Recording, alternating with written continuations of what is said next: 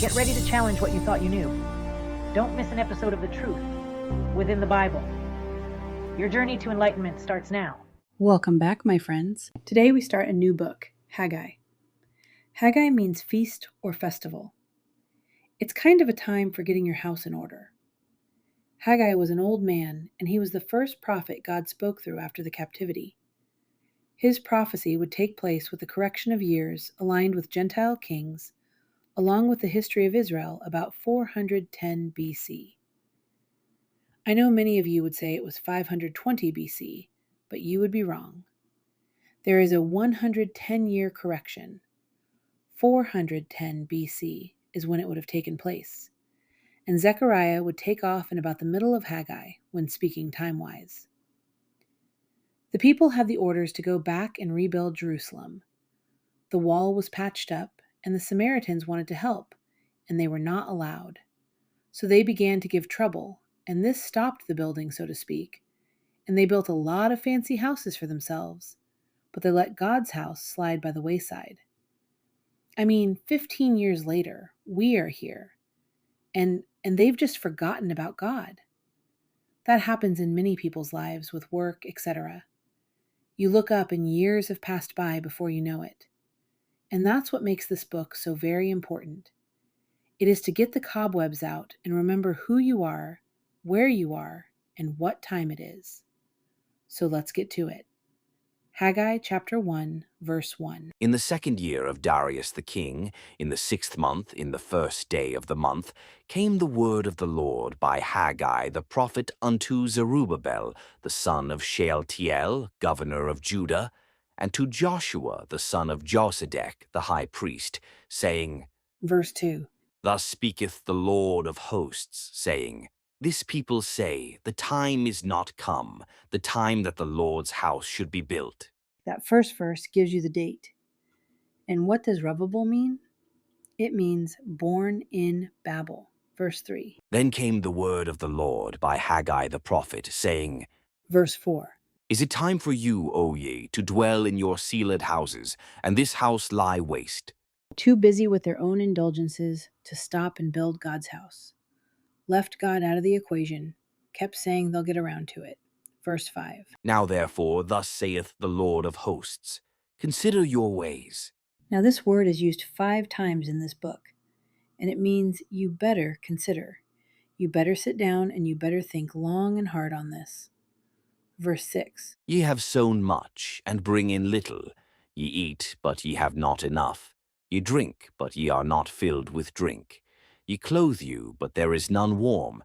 And he that earneth wages to put it into a bag with holes. What he's saying here is, you have all these things, and you're scrambling around, not building my house, and still, you're never satisfied. He says, you consider 5 times, and of course 5 is grace. That's why it's important in your life to make God a part of it. You'll never find peace of mind without Him. He created you, and He can either seal those holes up in your bucket, or He can put holes in it. You always get what you deserve. You reap what you sow. Verse 7. Thus saith the Lord of hosts, consider your ways. Verse 8. Go up to the mountain, and bring wood, and build the house, and I will take pleasure in it, and I will be glorified, saith the Lord. The first one was built by Solomon, and it was built of marble and only the finest materials. The key word translated glorified, or I will be glorified, is a form of the Hebrew verb kabad. In standard Hebrew, this word in the cohortative, I will be glorified, often ends with a ha, the letter H, at the end.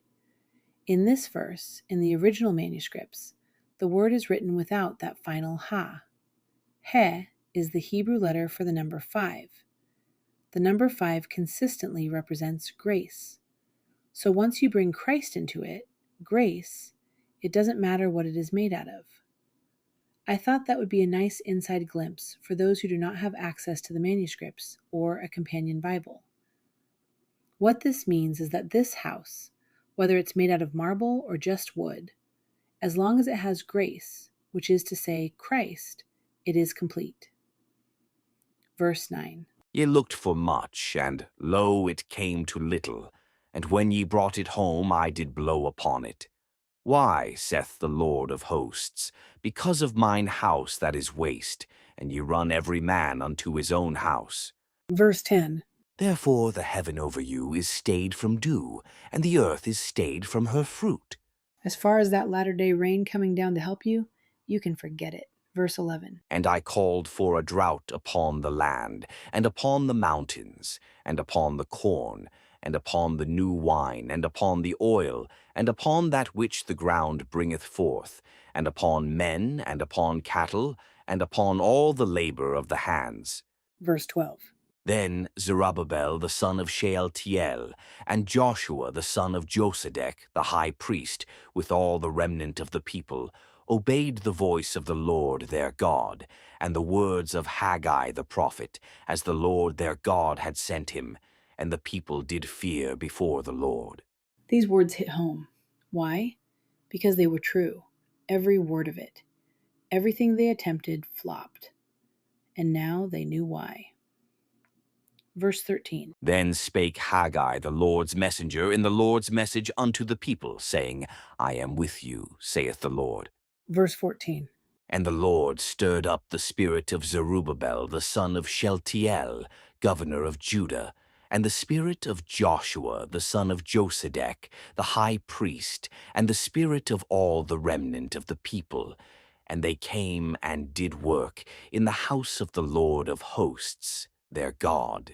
And when he is with you, that latter-day rain falls upon you and everything you touch. And whenever there is a little trouble, you can handle, because he'll always show you a way through. And he'll never test you over what you can bear. Verse 15 to complete the chapter. In the 4th and 20th day of the 6th month, in the 2nd year of Darius the king. The next chapter will open up 3 weeks later in our next video. Time is pretty well recorded in this great book. It has to do with the end times, of course, in the house of God. I hope that you got the point that it is not about some fancy building to go to church in. A building will not save you. A preacher will not save you. Even the altar will not save you. But Christ, the Savior, will save you. He should be the head of your house when you bring him into that equation. That wraps up today's video. Please like and subscribe if you haven't yet. And if the channel puts videos out faster than you can absorb, just stay subscribed and turn off your notifications. That way, when you are ready, the videos will be waiting for you. But heed today's warning, and don't let time go by without putting God in the equation. Until the next video covering Haggai Chapter 2, stay strong, my friends.